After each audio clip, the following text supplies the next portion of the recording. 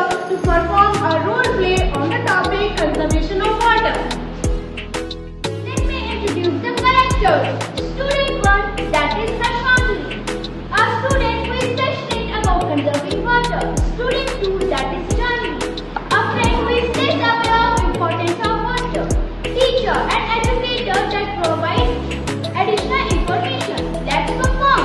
Student 1 and student 2 are at home and teacher ready to start online class. Hey, I noticed you left the tap running open while brushing your teeth. Do you think how much water is waste? Oh, I didn't say it was a technique. How much could it waste? Actually, it can waste a lot of water. Wow, I had no idea. But it really makes difference. Only just one person conserving water. Absolutely. If everyone has a part, it can conserve a lot of water. Let's take more information for our teacher. Now, the video call starts. Hello, Janvi. Hello, Harshangli. How can I help you today? Hi, ma'am. We are just talking about conservation of water. Can you please tell us more about it? Yes, of course. Water is a precious resource and we should use wisely. Everyone should have access to a clean water.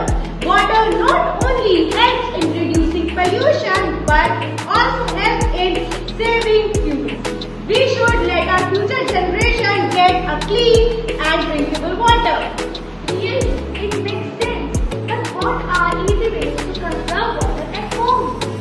Great question.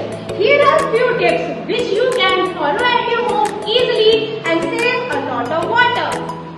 Turn off your tap while brushing your teeth. Take shorter shower. Fix any leaks in your home properly. Collect rainwater for watering plants. Those were really helpful tips. Thanks for the information, ma'am. Yes. Remember, every drop counts. We should conserve water. Let's come together and take a pledge to save water.